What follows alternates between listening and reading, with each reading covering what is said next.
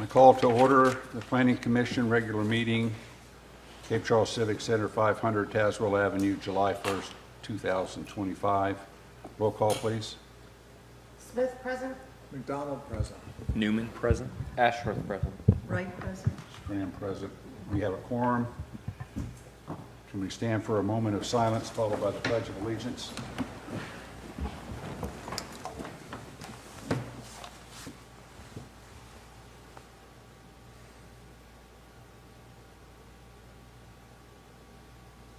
Join me in the pledge. Pledge allegiance to the flag of the United States of America and to the republic for which it stands, one nation under God, indivisible, with liberty and justice for all.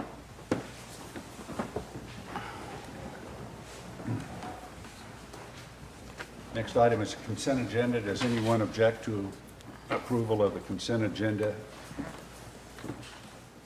Hearing none, the consent agenda is approved by common consent. We don't have a public hearing. Unfinished business, continued review of proposed changes to Cape Charles zoning ordinance section 7, Chesapeake Bay Preservation Act, markup of model ordinance as a result of state law changes, as well as proposed edits to the definitions chapter, Appendix A, in the site plan ordinance, Appendix C. Okay, so we left off just after, I know not everything had page numbers, so we apologize for that, but just after page 144, I think I said, the section that we are starting on is G, resiliency assessment. You'll see by the notes to the side, this is part of what the staff from DEQ inserted as their comments.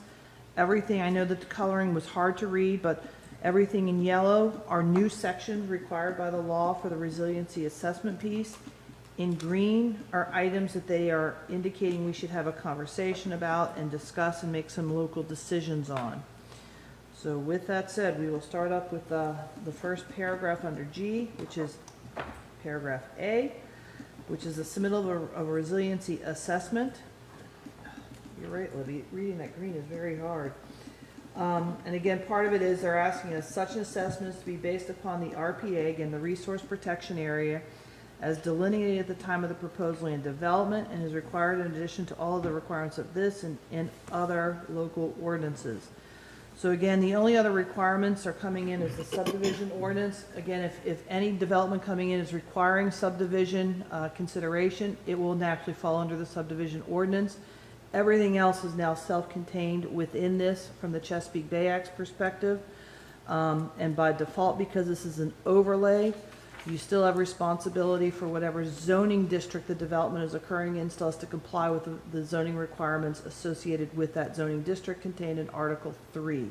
So I don't need to spell it out any further in this ordinance, but they left that in just to make sure we're asking that question.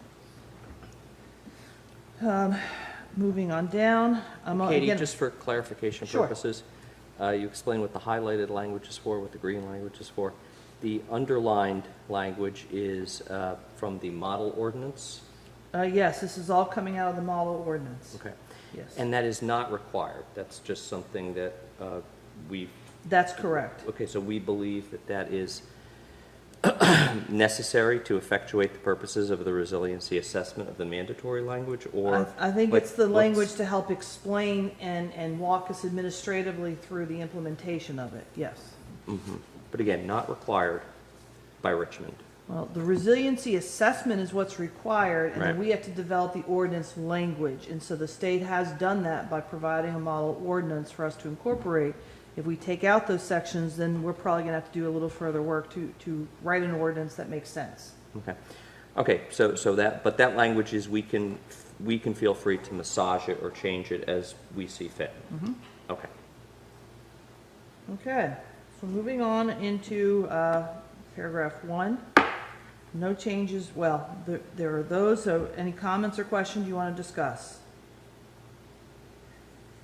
The B is an area that they are indicating we need to make some local decisions.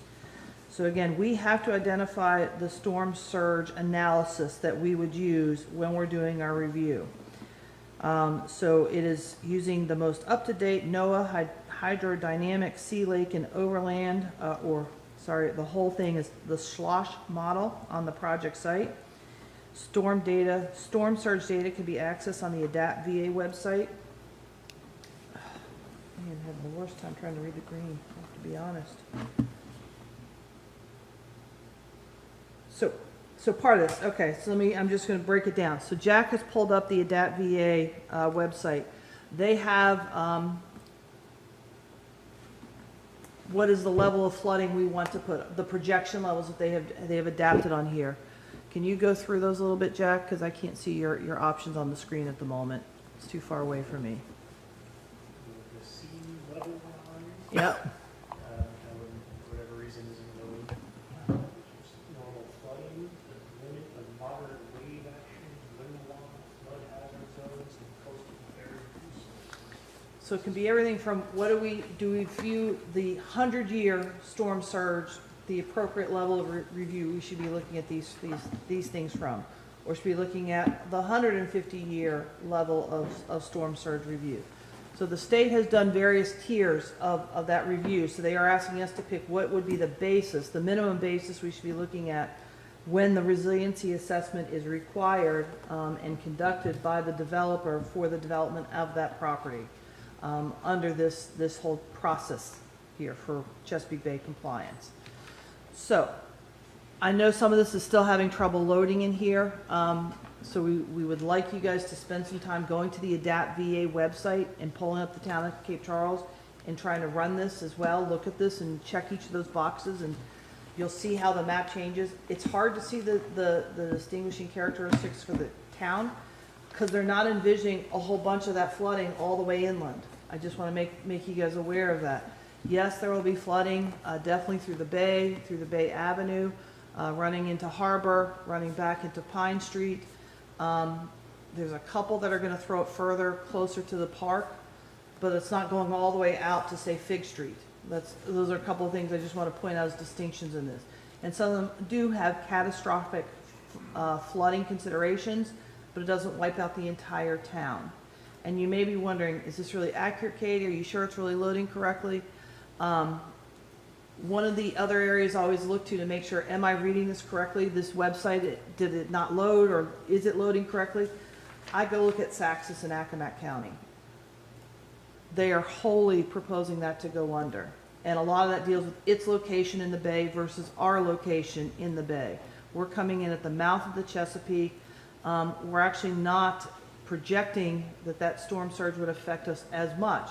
As that storm surge continues up through the bay, and when you hit Saxis, which is further up in the bay in Accomack County, that's going to get a larger storm surge than we would at the mouth of the bay, just to put that in a little bit of perspective for you.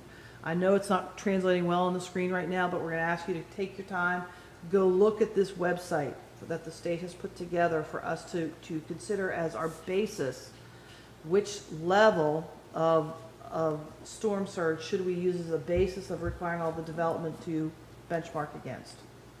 Jack, you might want to shut it and reopen it because it's working for me. Which page is that? It's not on our town website. It's a state website called ADAPT VA. Yeah. Maybe I'm at the wrong place, but. Oh.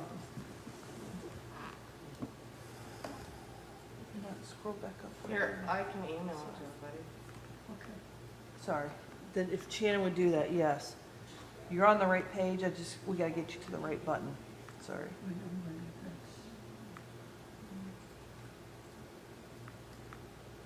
that's kind of. It's working for me at least. No, don't do the user guide. Scroll back. Sorry, I'm having trouble reading. This screen is so small now.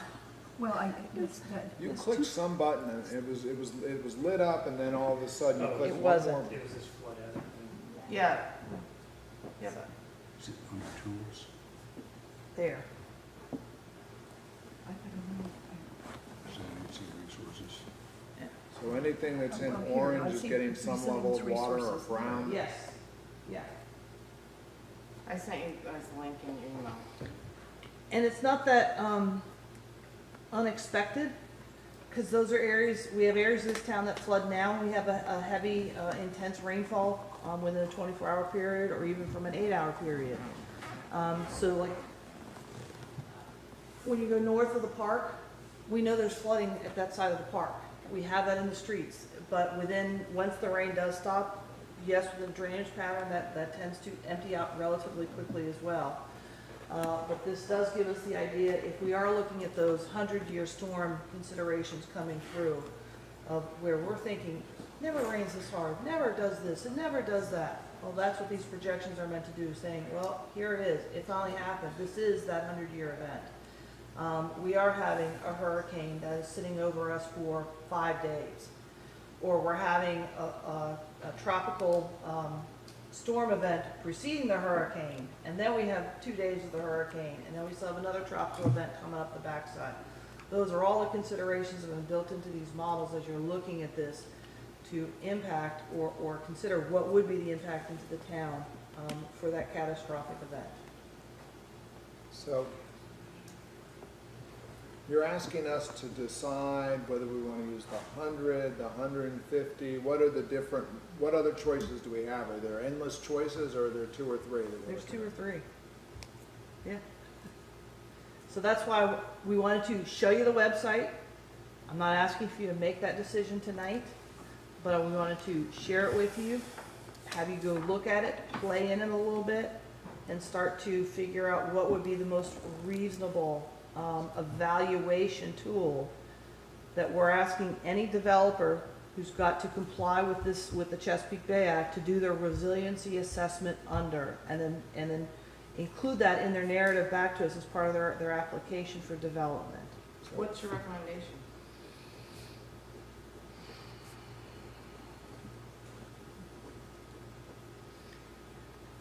Let me give you a little history for those who don't know, who haven't been here long enough. When I came to the county in 2005, that's the first time I came into Virginia, Cape Charles actually had property that required flood insurance. You had in the FEMA maps, probably the first 2, I think definitely Bay was in it, Harbor was all inclusive of being in the flood zone and was eligible for FEMA flood insurance. In 2015, so that was 2005, in 2015, the federal government remapped, redid all of FEMA nationwide. All of Cape Charles came out of the flood map. Did anything realistically change here from an elevation perspective or development perspective? No. I think the FEMA map is sometimes more a politically driven, drawn map than a reality map. There had already been more than a dozen hurricanes from 2005 to 2014 when the FEMA map got redone.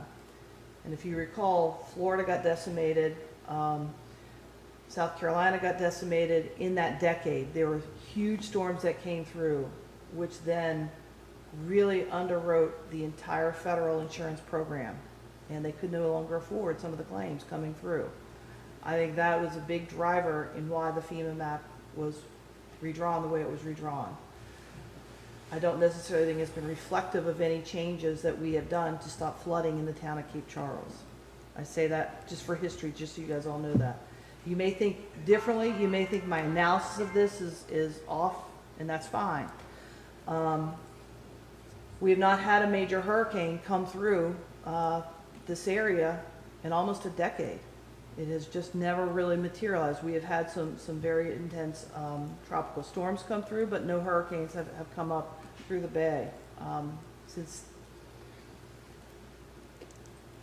yeah, it was 2014, was that Sandy? I think that was 14.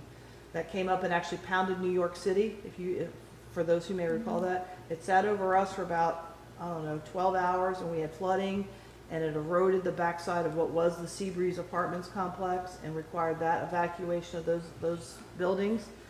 And then that storm made its way, and actually the hurricane never landed in Virginia. It didn't land until New Jersey and then into New York. That was the last major hurricane that we've had, so that's been almost more than a decade. So, I say all that because I think it needs to put into context. I think we are still vulnerable to flooding, whether it be from storm surge, from an actual event of a hurricane, tropical storm.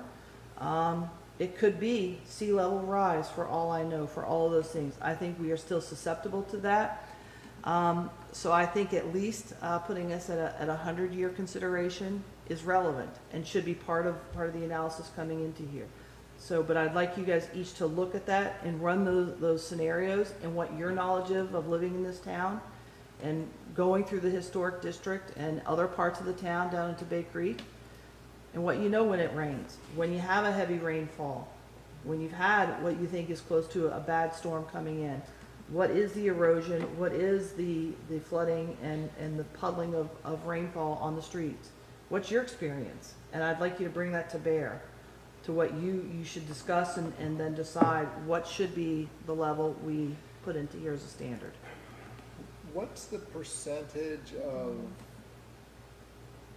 property in the town that is undeveloped, that is, you know, the vast majority of the property that's gonna be most effective has been developed already, or approved, you know, and so we're gonna be putting in these in general, aren't we putting in these analysis for places that already have homes? I mean, there's a few fill-in lots on Bay Avenue that obviously haven't been developed yet. You would have, there's a few that you're still getting up in the Colony, and you're virtually done anything on the water, at least up till now in Bayside Village. You know, there may be future development on the other side of the street there. So this isn't applying to the worst of the property in town, is it? You're correct Ian, in saying it may not apply to every property because they may not come forward with a development plan. So this may not get implemented with many projects coming into our office. But it could apply if somebody is looking to do a renovation that includes an addition, or that impacts, or they want to renovate the whole structure. And so part of that maybe we are going to start to require some elevation, some freeboard increase of where that building is sitting and where they're putting their AC units associated with those properties as well, to try and keep them from a flooding capacity or consideration. You're right, there are undeveloped lots on Bay Avenue. There's also some undeveloped lots. Almost in every block, I have a couple little pockets. Not everywhere, but there are some pockets of that. Yes, on Washington, I have them on Pine Street. I have them on a couple corners as well. Not every corner's been developed. I even have vacancy still on Mason Avenue in the commercial district as well. Not every lot is developed in there yet. In the Bay Creek area, yes, up in the Colony, a lot of those, what would you consider the frontal ones, are not developed yet. Even towards the backside, there still they have not been developed in the block 2 or 3 coming back from the ocean. As I go further south into Bay Creek, Murfield Village is still under intensive development for all of Murfield Village and Bay Creek. You're right, Bayside Village, there are several phases in Bayside Village that are still getting developed. Approximately, I'm doing this off the top of my head, in Bay Creek, I think in Bay Creek I've got about 600 to 700 that have not been developed yet. Yeah, but very few of those are actually at risk according to the map. You're right, but I'm just doing this off the top of my head, just remembering how I'm calculating just my Bay Creek lots alone. I have not done the analysis from what's water side versus what's not. So, but you're right, I think we are more vulnerable in the historic district than elsewhere in town, whether it's Bay Creek North or South, so. But one of them, I'm gonna hit, because it's around the harbor. Granted, some of those are going to have exceptions or exemptions because they were lots created and had development on them prior to this. But I don't want to say that we can't totally ignore it, saying, well, because the old Hobby property isn't fully developed at this point, and it does qualify for the exception because it was a developed lot that used to have clamming operations and packing operations on there, that got into that exemption status when the Chesapeake Bay Act was created in this town, and the map was created. But I think when we are considering future development and redevelopment of that property, I think we have to give them some level of, you should take certain measures to protect that property for whatever development will come, because I think it is one of the more exposed properties that is still to come under this act. So, And one last question. Yeah. Are there any other places that we apply the 100-year flood rule, or is there any place, other such a things that we would be inconsistent with if we picked the 150, where we've done the 100 everywhere else?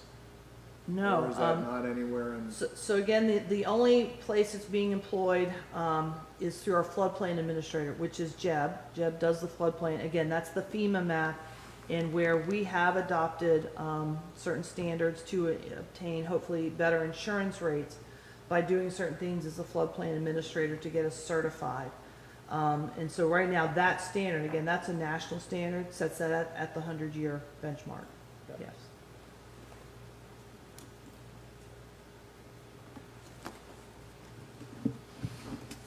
So, I'm not looking for a decision tonight, but we've walked through that piece, so spend a couple of minutes when you get home, look at this website, play with it a bit, check on the different layers, kind of see what changes in the town. If again, you think it's not working, I'm gonna ask you to go look at Saxis to the north in Accomack County, and you'll start to see, oh, it really is making movement, there is change occurring. And then you bring it back to the town of Cape Charles, and you can see the slight little variations you're going to see. So in paragraph C, so again, we talk about the various models. Same consideration, so we will address that as you start to do this, and we talk about this one more time next month on this. Moving over to the next section, D. So again, part of this is we're saying that the applicant, when they are doing this, they need to do this based upon a 30-year time frame of their development. And so that's the first thing. They do give us a choice to say, alternatively, the applicant or locality may, oh, good grief, may base the assessment on the default 30-year lifespan. So if we wanted to propose something different based upon whatever materials they're bringing forward and what their development plan is going to be, it could be types of materials that have been proven to have a longer longevity based upon flood considerations. So, for example, I'm going to hit back in Florida. They have been an area where the building standards and materials and codes have rapidly changed in response to the hurricane situations that have occurred in Florida. That has not necessarily rippled across the nation to adopt all of those standards or materials. So if a developer should come forward and give us evidence of what they're going to put into their development of, say, a hotel, I'm going to pick on the Tobby property, of a hotel with certain materials that have proven to now have a greater resiliency and withstanding of flood and other intrusions to it, that may say, okay, we can use a different standard other than just a flat base 30 years. Or do we wish to require everybody to just use a 30-year lifespan of your building?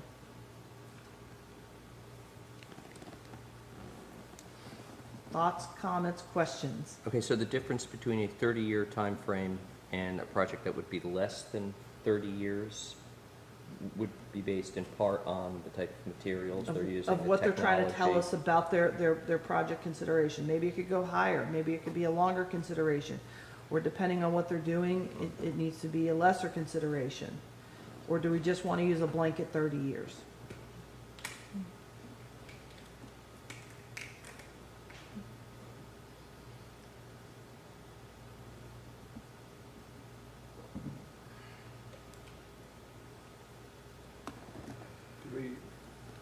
Do we envision anything that we would be wanting to be developed in some of these areas to be less than 30-year properties? I mean, 30-year activities? I mean, that'd be the only reason to go less than 30. You're putting up something that is gonna be replaceable in 15 years, and do we want those kind of things in our community? Because that means someone walks away and leaves something that's Right. I can't, derelict. nothing is coming to my brain on that, so that's why we're having the conversation. Maybe other people are having different thoughts, might have different knowledge or experience to bring to bear in this discussion. Well, if, as you said, Katie, I mean, some of it could be based on evolving construction technologies or new correct. materials that are developed, which I personally have no idea what the latest, next state of the art is going to be in 15 years. Then I would think that that argues for you having some flexibility and to be able to approve a less than 30-year time frame. Right. But you're talking about like concrete form construction, the use of steel beams instead of It could wood be- framing, I mean, all that, It could be that's, any number of yeah. things. Or it could be yes. something that we don't know of Right. right now. Right. Some new type of material that could be developed in the next 10 to 15 years. So I think if you ask me what is the state trying to do with all this? Yes, I think they have seen the national trends, they see what's happening, because part of this, the state has now finally developed an entire statewide coastal resiliency master plan. And so I think they are trying to take the lead on how this is being handled. And definitely Virginia Beach has helped take the lead as a local community. Norfolk has also taken a lead in trying to figure out how to deal with flooding, how to deal with storm surge, how to deal with those heavy rainfall events, both from a stormwater consideration, from a development consideration. They are starting to be innovators in those concepts and what's coming into bear, and the state has now incorporated a lot of that into their master plan for coastal resiliency. And I think this ordinance is now trying to reach that sort of experience and consideration evaluations into the localities' ordinances at this point, to allow localities like us, who are the small fish in this, and try and help us at least give some benchmarks and parameters of how we're looking at these things, of what they are learning from their other test communities who are taking the lead in this. So what would be the upside of locking in a sort of one-size-fits-all approach of 30 years? You may have that one developer coming forward, I need consideration, I need special. And so maybe one of the things we put in here is we give the ability to give the developer the right to apply for a waiver. That's where I was going. It's And- 30 years and you can apply for a waiver. Yeah. The only way, you don't want them having to negotiate with Katie. Right, You no, want them to come in front of a board and ask Right. for a formal waiver to anything that's less than 30 years. And if it's less than 30 years, it means they're building something that they don't expect to be using in 30 years. Right. They're building it really cheap, hoping it'll survive 30 years, but they're trying to get an inexpensive project put up there. And I'm not sure that's what, at this Yeah. point, we want unless we come in front asking for a waiver. so, and I know this model ordinance doesn't contain a waiver language, it doesn't mean we can't, as a locality, put that in. I think that's part of the green is what is the local choice, what do we want to see happen here? So the ability of a waiver, we can write something up. Okay. Okay. The next section they need our input on is under number 2.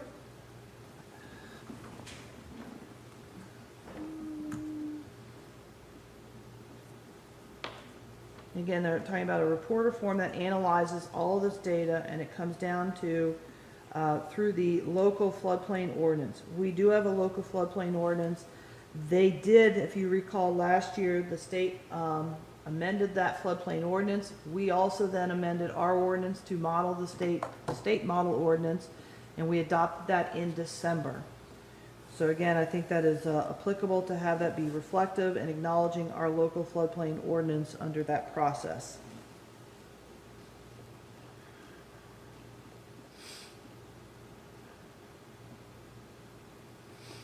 And again, we still have forms that we have to develop internally, application forms and things that will walk somebody through this. We have not done that yet. We needed to get through getting through this ordinance written first.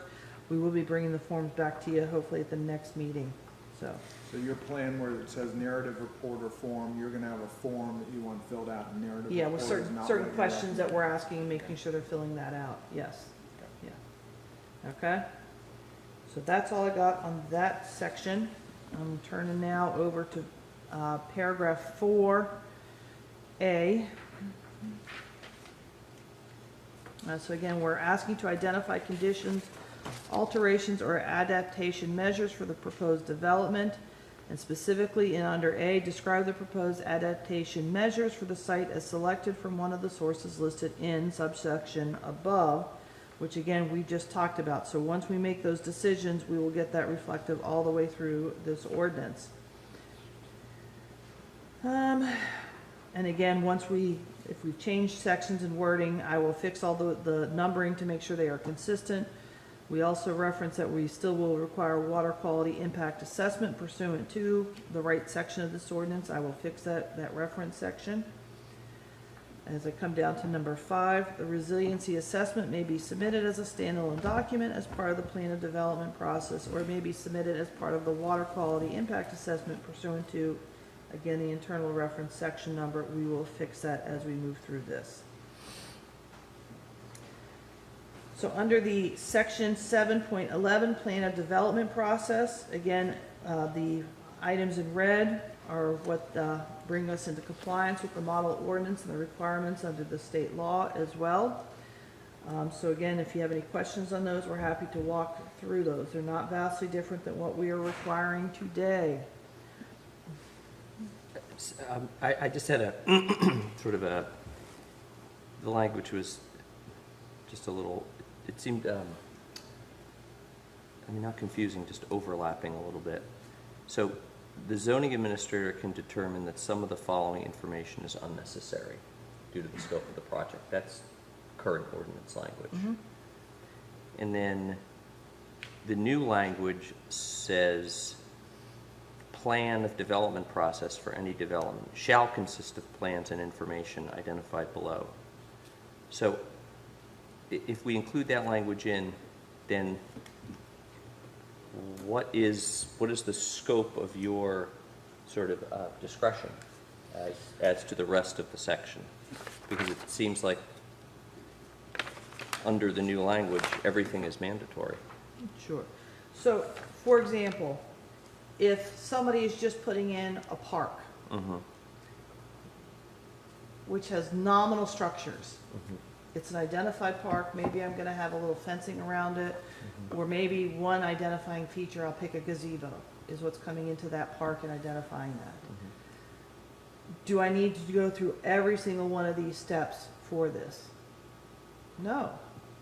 Candidly, based upon if they're trying to make this a park, or going to be a soccer field, or a basketball court, depending on if it's a soccer field that's maintaining the natural turf, that may not require all of these steps.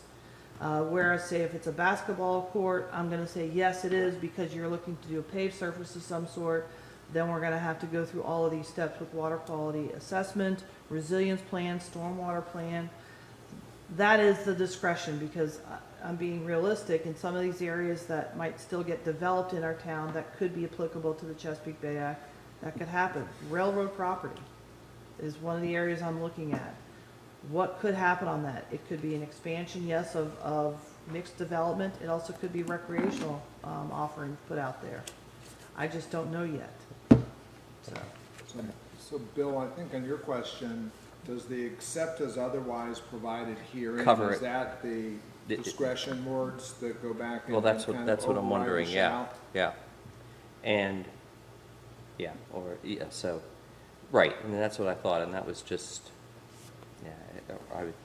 it's just nitpicking now, maybe you just say except as determined by the zoning administrator or something like that, but that's fine. We can look at that once more and see if we should clean that up, and will the state allow a little tweaking of that? Because that, I know, is one of their sentences they put in here, and Yeah. I'm happy to make a pushback, yes. Okay, next page.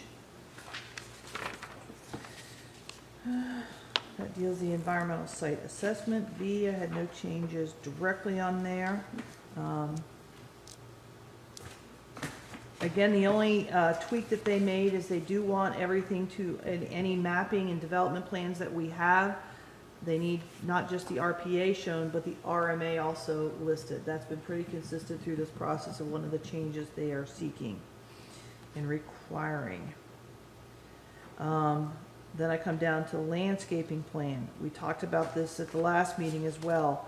They've added in quite a bit of language dealing with mature trees and defining what is a mature tree on the plan, where it is on the site, and how we're going to protect it and/or replace it if it should have to be moved or something happened during that development process. So again, that walks you all the way through that whole section of stuff. So any questions on landscaping plan?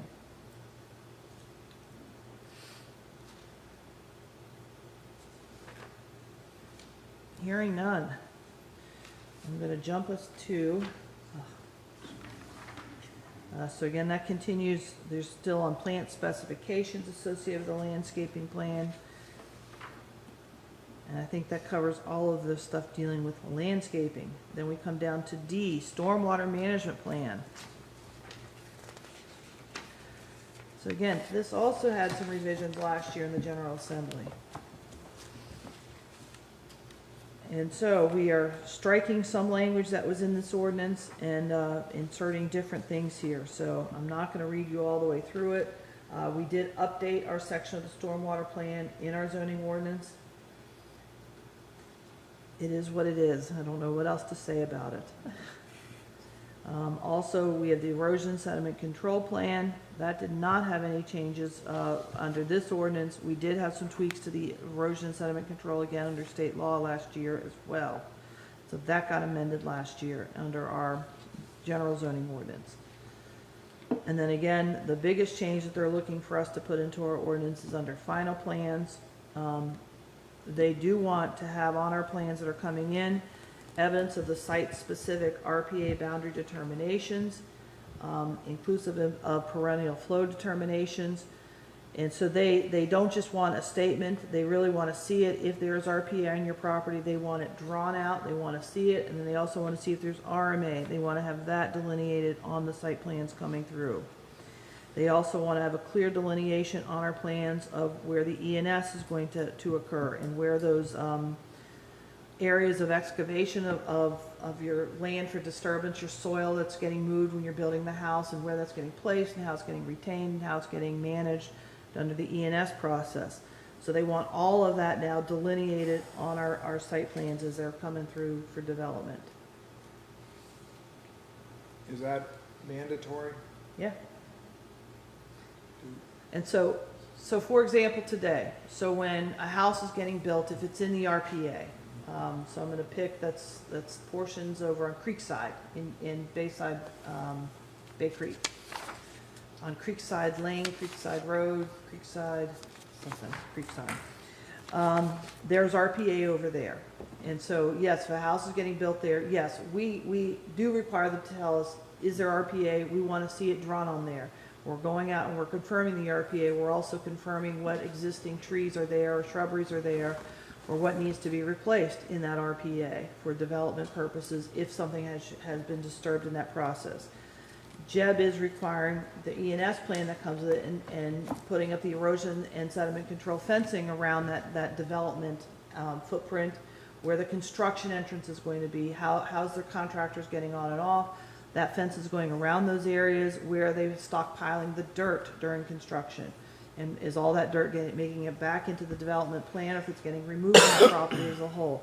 All of that is part of that ENS plan that's coming forward now. We may not have been showing everything onto the actual mapping, the site plan itself. That will now have to be a requirement, showing it there. What else have I missed on here? We don't have septic tanks or drain field areas, so this, while we have to include the language, that is not applicable to the town of Cape Charles at this point in time for most of our development. There is a potential, that's why the language is in there, that some of that could happen because not all of our water and sewer lines extend to every Cape Charles incorporated land. So for example, if you go out Old Cape Charles Road, we do not have a full water sewer line running out to where those 4 apartment buildings or 3 apartment buildings have gone in, or those 4 homes that are out there that have been built out there many years ago. Those are all served by septic and wells right now. And so there's still development that could occur right now that we do not have the capacity for water sewer there today. Doesn't mean it can't get there, but we have to keep that language of septic tanks and wells if those development plans should come forward and we are unable to reach some agreement as to how water and sewer get out there, we need to have at least the capacity if wells and septic will be allowed. Have I missed anything under that whole section now? So that does F final plans 1A through E. The other one, which we have now been enforcing for the last year in our office, we also need to now show on all of our site plans coming forward, existing and proposed impervious cover and the total amount of impervious cover proposed for the site, as well as what might be within the RPA. So we now need to know not just your structures that are out there, but we need to know sidewalks, driveways. If you're gonna have a pool surround, we need to know any of your hard surfaces, impervious surfaces where you cannot get water penetration into the ground. We need to have that calculation included as part of your site plan considerations. The next section deals with the maintenance agreement for the best management practices. So again, that is a new section coming in here. A lot of it deals with the requirement to retain the undisturbed 100-foot buffer area. Again, if you're going to have septic, the requirements associated with the septic system and the reserve drain field component associated with said. And again, if we have any items that are being developed that are water-dependent facilities or redevelopment, that is allowed in the RPA. So again, that may be things located up near the harbor or say on Creekside that I'm gonna pick on it. Say if I end up with another aquaculture or some sort of fishing operations that require being dependent right on the water location, or actually on the flip side over on Creekside, what do you call those for the docks? You're to have a boat slip. Yeah. That's a water-dependent facility. You may not seem it in your brain, but that's what it is, okay? Moving on. Next section, where there are changes. We have added a new section, it's after page 149, I know it doesn't, I don't think it has a page number. So at page 149, that's section 7.12, non-conforming uses and development waivers. We've added a section here, a clarifying sentence that says, number 7, this chapter shall not be construed to prevent the reconstruction of pre-existing structures within the Chesapeake Bay Preservation Area from occurring as a result of casualty loss otherwise restricted by this ordinance. So again, if a weather event should bring down a structure, again, that was a pre-Bay Act structure, it allows that to come back under this ordinance.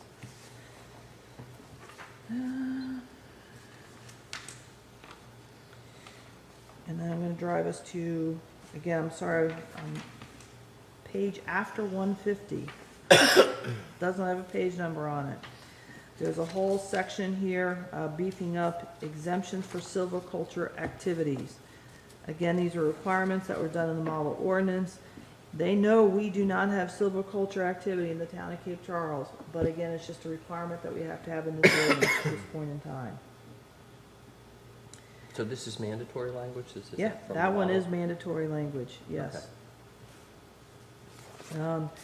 They talk about under D as a new section, exemptions for living shorelines. This is a standard that the state is employing. They really do not want hardened shorelines any longer.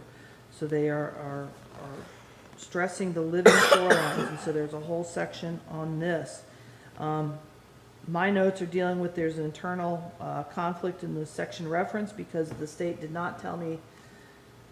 Section 107 came from their version of their model ordinance when they were drafting it. They didn't fix it within the model ordinance released to the locality, so they still need to fix that internal section reference for us.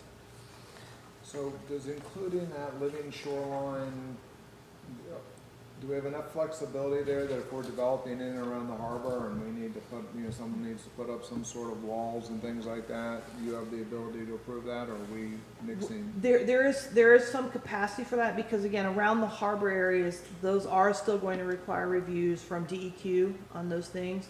I'm going to pick over on probably a better example, might be, I'm going to pick on Creekside again. So if somebody comes in and say, I want to just put in a hardened line over there, we're probably going to say no up front, because it doesn't make sense within the development pattern itself. And we're saying, okay, if all you're doing is a residential property and you're trying to do a dock of some sort, a pier of some sort, maybe a fishing, not a fishing, but a boat lift and some storage for your boat stuff, and they just may want that from an aesthetic point of view of a more hardened look there, we're gonna say, no, that's not a flexibility I want in this ordinance for that, because that is, I don't think, a reasonable consideration based on the development pattern being proposed. But for example, where there is some hardened shoreline going in today, even though this law has changed, is on the corner of Bay and Washington Avenue. It was a pre-Bay Act lot. There's 2 homes going in over there. Right now, they are doing all of the hardening of the shoreline and the beefing up of that entire corner. That was all approved, even though under the state law, they really don't want hardened shorelines anymore. But that was where the exemption was allowed for that to occur, because it was a pre-Bay Act lot. I know it's a little fine distinction, but it is worth having that distinction in here. So the exemptions for the living shorelines,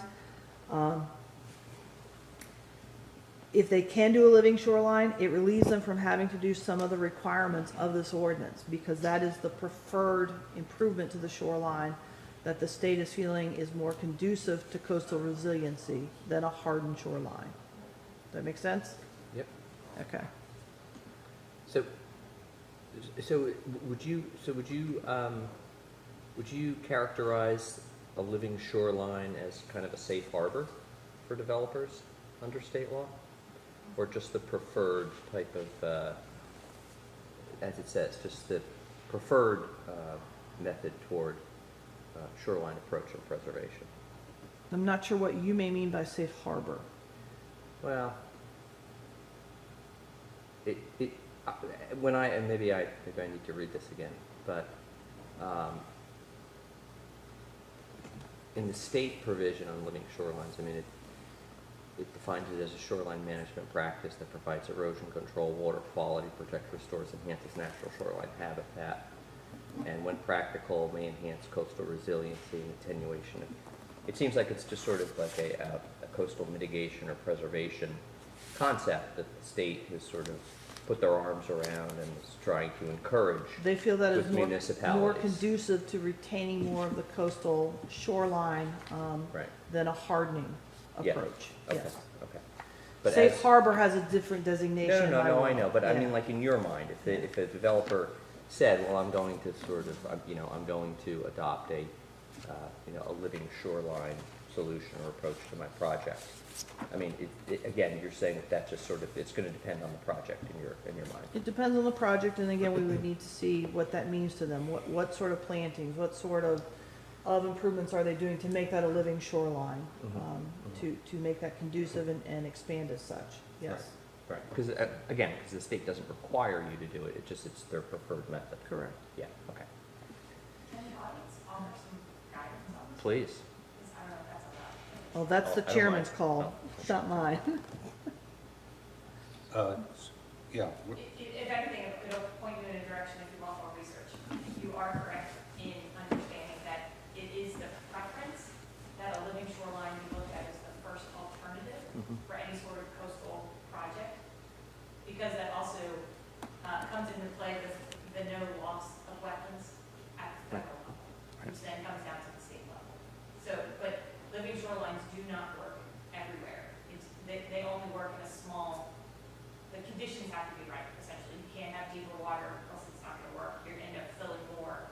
And so it's a preference if it can be applied for that project. It's not a mandatory, because they Right. don't work everywhere. And they are much more expensive, and when they get washed away, people get annoyed, and so do the agencies. So you have to have you have to prove that it will work there. And if there's a reason that you can show it will not work, and a hardened structure, riprap, or revetment, groin, jetties, the gamut, if one of those is going to be more sufficient in order to protect that area of the shoreline, then that is just what you have to show. It's similar to wetlands where if you're going to impact a wetland, you have to first show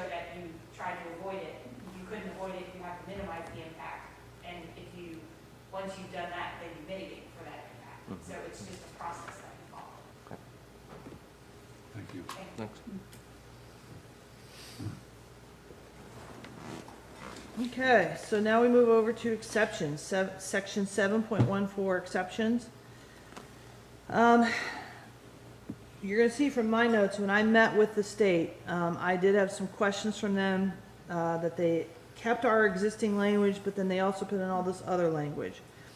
And so we went through this, and they did indicate that we could delete our current section and replace with the next page, or they might have some consideration that we want to retain some of our old stuff versus incorporating all the new stuff. So there is some flexibility here, where they want to have some conversation with us over this.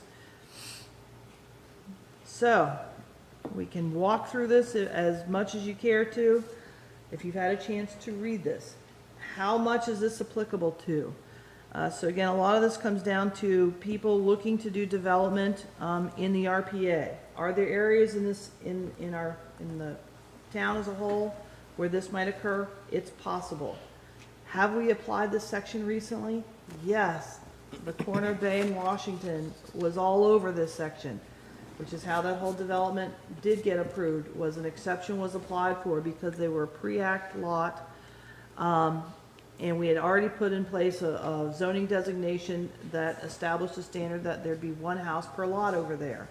And that property actually had a total of 4 lots, but due to the loss of some of that land through coastal erosion, there were not really 3 lots or 4 lots for land to actually be developed. And of those 4 lots, 2 of them did not comply with having road frontage. So that also put some limitations on whether that could be developed. But that corner, that property on the corner did support 2 houses being approved over there, but some of them had to be located in the RPA, those houses. That led to the exception process being applied. I just want to give you an example where this has really happened in our community. So with that said, we can talk through any of this. We could review it a little bit more in detail tonight. You tell me what you would like to do here, if you've had a chance to review this.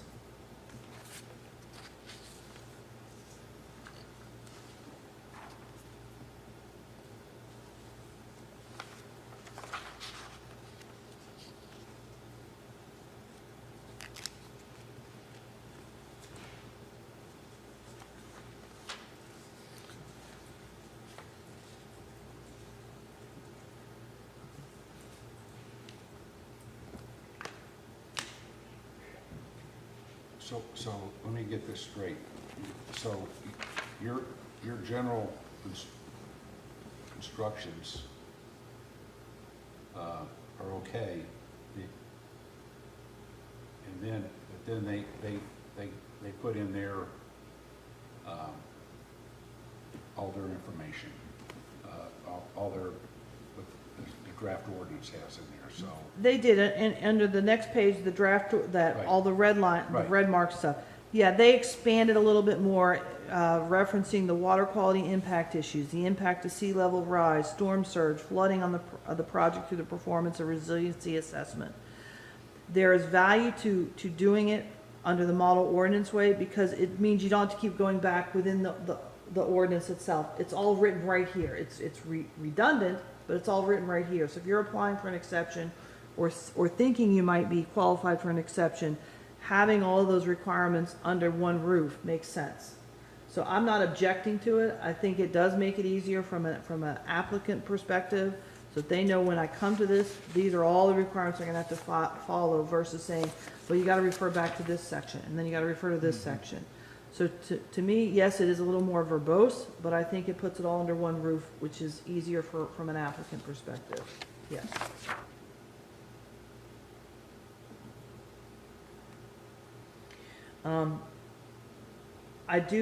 The only concern I have, but they included in the state language, they're calling it variances or waivers are the 2 terms they're using. They're pulling away from calling it exceptions.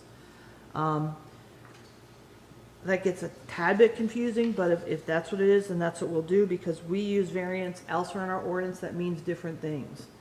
So at least when we were using the term exceptions, I knew that was a Chesapeake Bay Act issue, because that's the only time you use those words. But if the state wants us to all be called variances or waivers now, then so be it. And we'll just end up putting in front of the Chesapeake Bay Preservation Act variance or waiver, so that we know the difference between that versus just a general zoning regulation variance.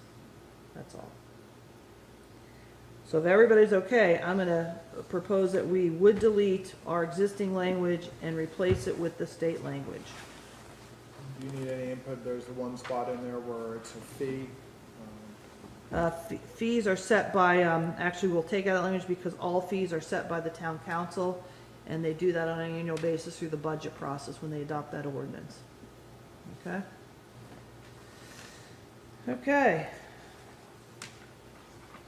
I'm gonna move us all the way on. I think that pulls us out of the Chesapeake Bay Act document.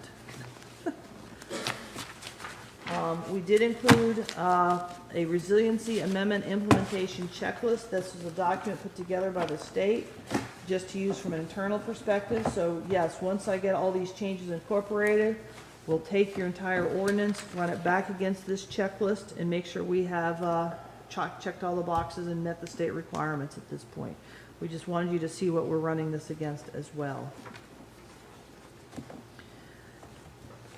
Moving on to definitions.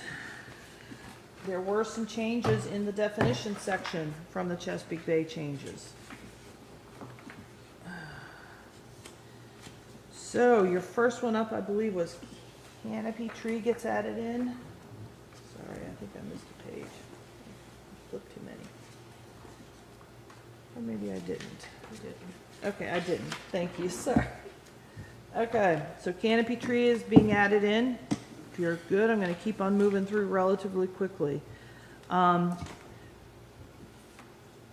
We are going to add the definition of development here as well, just so you're aware of that. It does mean something different in the Chesapeake Bay Act, so we needed to include that under development. We've added fill as a definition. Freeboard is being defined.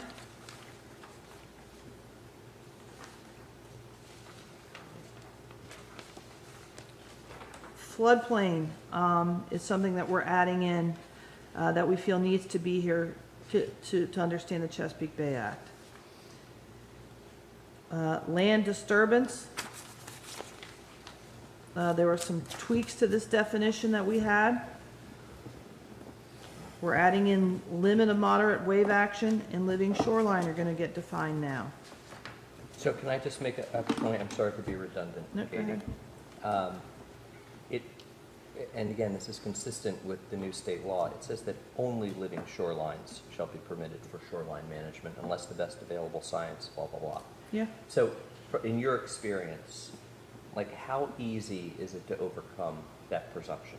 Like how best available science? I don't know, because I don't have that experience because we Okay. haven't had that for our community yet. Yeah. I mean, so it seems to me that, you know, the living shoreline concept is more than just a suggestion. It's sort of like a presumption that this is what the state wants you to do, and then you have to jump through some hoops. You have to come up with the best available science to show that it's They not. have, they've actually done a whole handbook that's Right. given to, well, we've given out to the Wetlands Board about living shorelines and management practices associated with that, because a lot of this will get reviewed by the Wetlands Board. Yeah. So we are working with them to get them fully educated and trained and to understand that if and when a project comes forward for the town to consider this. But you feel comfortable, again, that you have the flexibility to, And if we don't, then we've got VMRC to call upon, and Right. if we feel that we don't want to rely upon VMRC, VIMS is another agency we can call upon for a resource. And if the town so felt compelled, then we could go seek a third-party, outside consulting firm to assist us in that analysis. okay, Yeah. okay, thanks.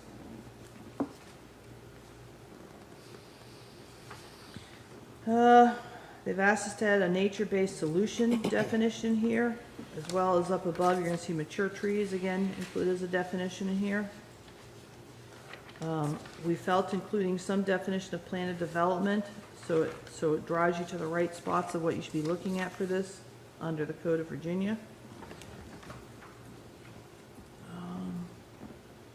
A little cleanup under public road to put the right citation here for Stormwater Management Act.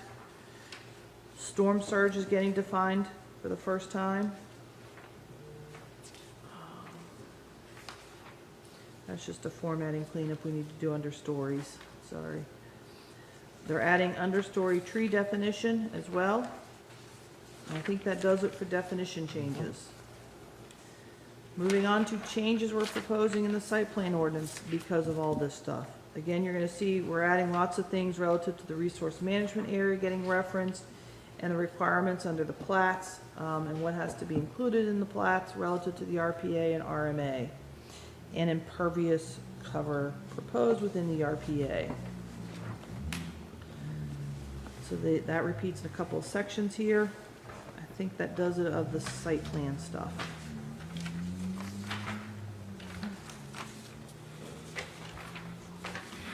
It does. And that's it for Chesapeake Bay Act. So we will get these changes cleaned up as to everything we've discussed over this meeting and the last meeting, and then we'll get a new version printed up just showing all of our agreed upon changes still in a tracking document. And have you look at this again in August, and hopefully we'll come back with additional feedback, your feedback of the ADAPT VA review you've had a chance to do. And then once that's happened, we'll start sending this out to the town council so that they can see it and then start moving it forward for public hearing process. Again, I will also keep DEQ informed of the proposed changes and where we are on the calendar getting this moved forward. And part of this is, yes, we are going after DEQ for funding to help do our mapping of the RPA and RMA. So I'm seeking from them some state funds to get the mapping done from us from a GIS perspective of all of our RPA and RMA today. Okay? Moving on. Take it one more So time now, at a time. this is, now we're a review of proposed changes to Section 8 of the Historic District Overlay Ordinance. Yes. So I am going to stop for just a second because we do have a public comment that's come in, and I know she is here this evening as well. Claudette is in the audience, so she can either speak for 3 minutes and provide her public comment, or we can read her public comment, whatever the preference may be, and have that in here for your consideration before we start our review. So do you have a preference, Mr. Chairman? Well, let us take a look at it, then we can, Okay, so again, I think, Jack, you handed out Claudette's yep. communication? Okay. So I'll give you the overview, the staff report as to why this is coming before you at all. So last summer, we had an appeal that was filed with the Zoning Board of Appeals regarding a decision I issued on a property in violation of not completing an application and obtaining zoning approval prior to conducting work on their property in compliance with the Historic District Overlay Ordinance and guidelines. The zoning board upheld the appeal and overturned my decision. The entire file was reviewed by the town's attorney, and he noted that the ordinance did not clearly state that a zoning approval by the town was required for all elements of repair, renovation, or building additions within the historic district. This was then discussed further with town council in the late summer, early fall of last year, and the discussion concluded that some amendments to the zoning ordinance should be proposed and considered in order to rectify this issue and clearly state the town's intent of zoning review in the historic district, but that it would also be useful to improve the distinction between routine maintenance work on a property versus minor work versus major work, and the levels of review required by either the zoning administrator or the historic district review board, all leading to an issuance of a certificate of appropriateness of the approved work being sought by the property owner. So we have been working on developing that draft language, and it's been provided to you. We do show the proposed changes as red strike-throughs of existing provisions, and additions are shown in green font. We've also developed a new Appendix G to the guidelines to give greater clarity as to the type of building work being conducted in the historic district, and we've classified all of those onto that chart. So we would like to review this in detail with you for tonight. Just process-wise, this has been reviewed at this point by the old town manager and the new town manager before it came to you, because I wanted to make sure we had captured the intent of what the town council was seeking for staff to do. And with that, it then came to you at this point for your revision and reviews, because we felt having another set of eyes on this would be useful before we try and send this to the town council as a whole to see if they will advance this to public hearing as a zoning text amendment. So I just don't want anybody to think this is the first and last time you're going to see this. It isn't. So we are trying to get this into the format and then see if town council thinks this meets their goals and objectives of what they charged us to do from last fall. And it will then move out to a public hearing process for zoning text amendment consideration. So with that said, I'm going to walk you through the changes that are in the overlay ordinance itself. And then I'm actually going to defer to Tracy to walk you through the new section or chart that we developed in further detail. And we'll explain why we developed it the way we did. So again, for the first couple of pages, there are no changes. Your first change coming under our historic district overlay are coming on page 4, under section 8.15, a summary of administration review procedures. So again, we have a little wording change included in here, specifically identifying the attorney's concern. We've added the sentence, therefore, the zoning administrator will review all applications to determine the proper level of review and compliance with the Cape Charles zoning ordinance. We then are striking all of section 8.16, approval of historic district review board required. It doesn't mean it goes away in total. If you've read through the whole document, we actually just restructured how this ordinance was written. So I'm going to drive you then to page 7, and this actually becomes a new chapter, a new section that we're adding in, now called section 8.16, description of proposed work. We felt it important to really define between routine maintenance, minor work, and major work. It wasn't quite written this way when the ordinance went out, when we did this a couple years ago, but we are trying to be more reflective of what we have now seen when we talk about this with applicants and how this is discussed in the guidelines. So we wanted to use those terminologies of routine, minor versus major. So I'll stop here if you have any questions, comments, or thoughts on what is proposed in this section.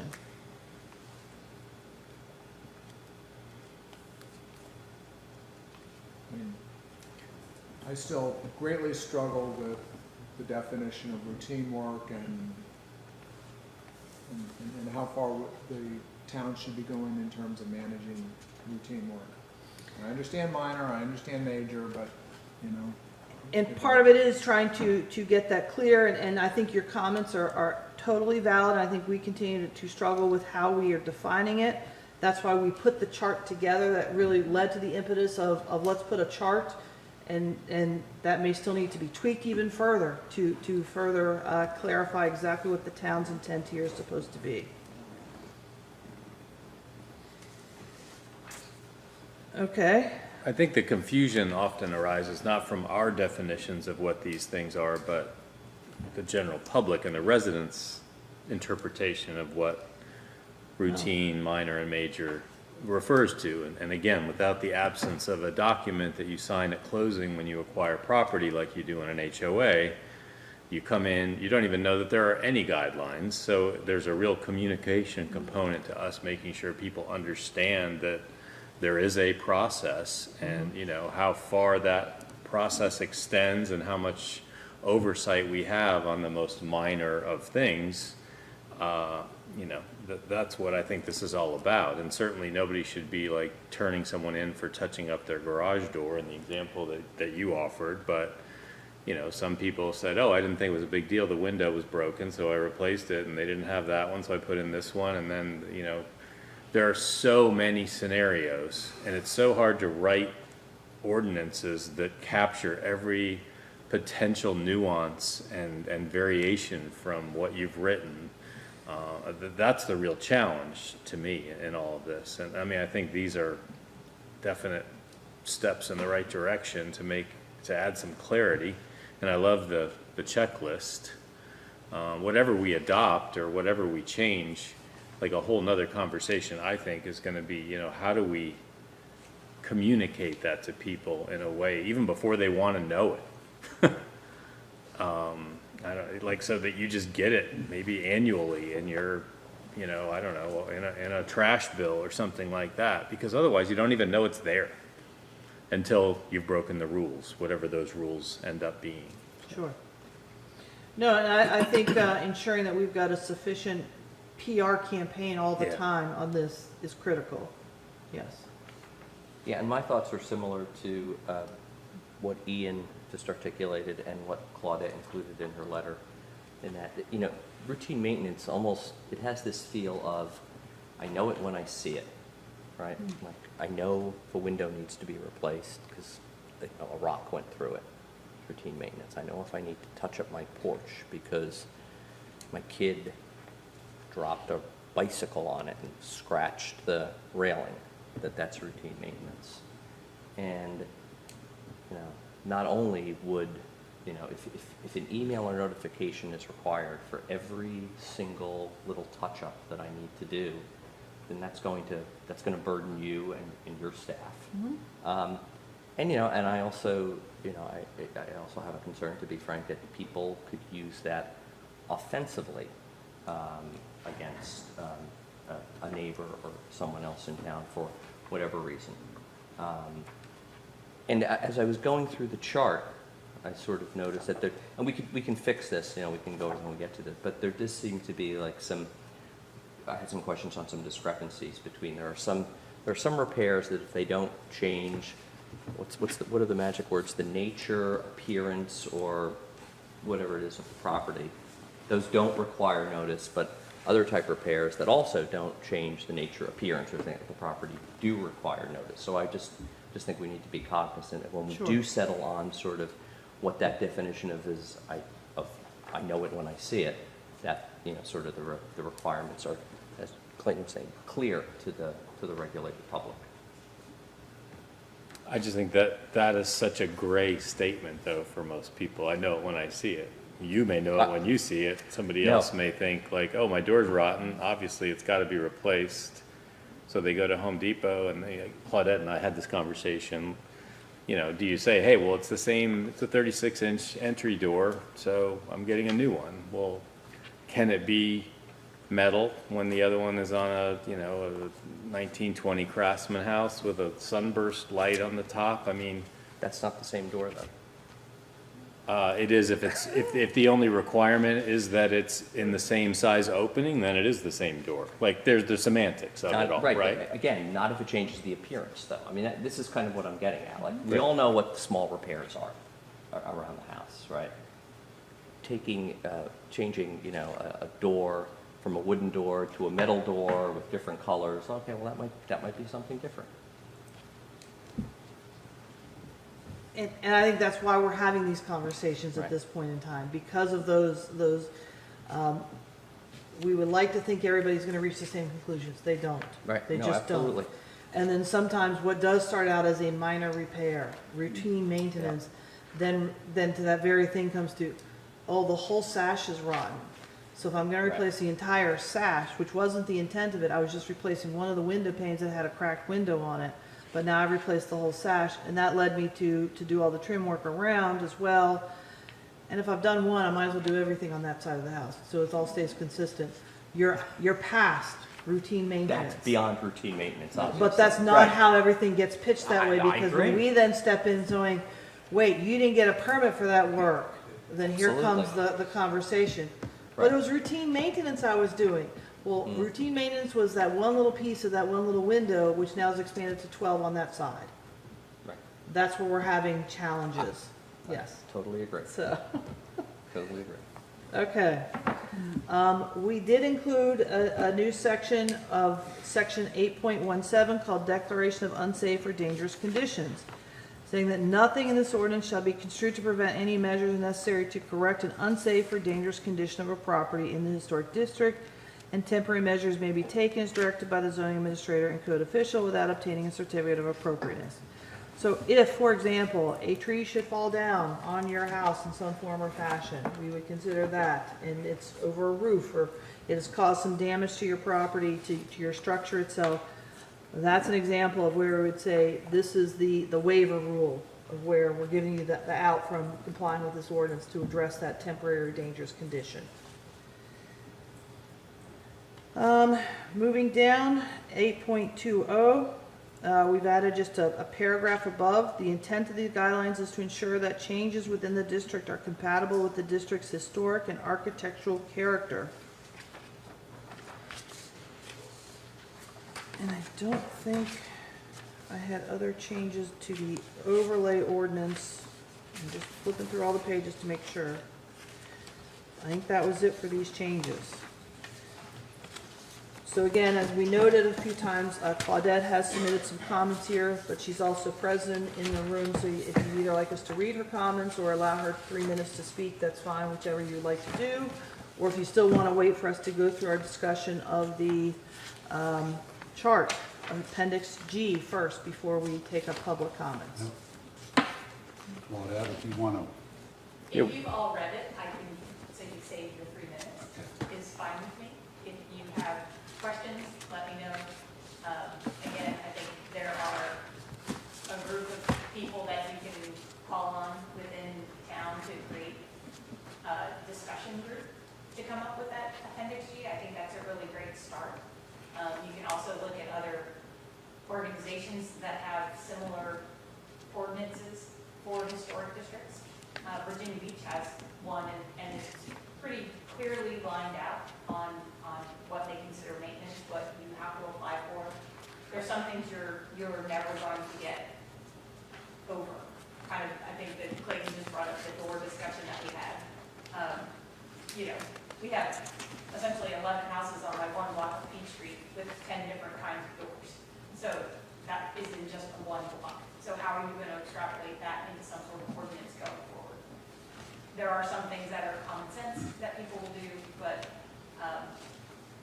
again, I'll let you kind of simmer on the suggestions that I made, and if I can offer assistance or a group discussion, you've got the citizen get your fingertips also to promote some sort of formal discussion.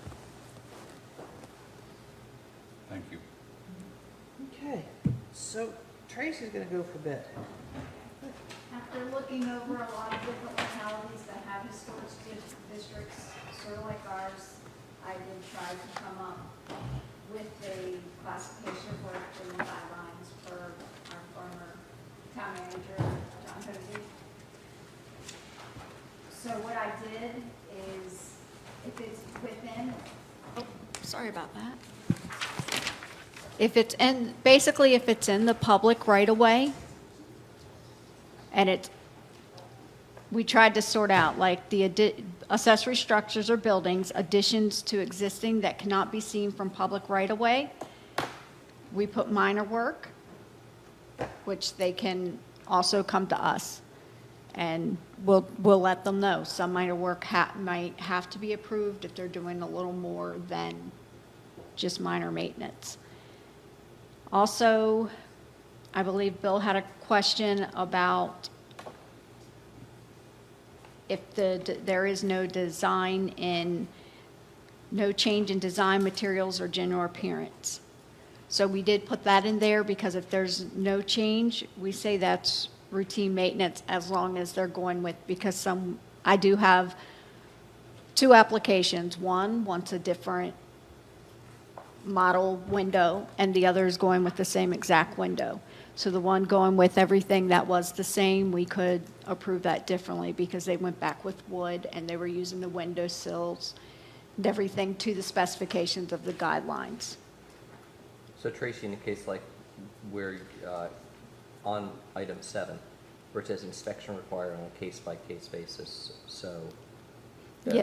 an email would be sent to the town saying, I'm making these routine maintenance repairs, no change in design materials or general appearance, and then you guys would go out and check it just to confirm. We do go out to check just to confirm because, as Katie says, unfortunately, I've been working for the town 10 years. Out of those 10 years, 6 months in, I knew that everyone has a different opinion of what you can do. So I don't want to say we can't trust folks, but when you get into doing stuff, and I have been to some trainings as the town does provide, I take a webinar every month, when you start with the older homes, I'm not talking about some of the newer ones, but some of the older homes, and you start changing the door or changing the window, there's other things that need to be changed along with that. Like, for example, we had someone that said they had a leak.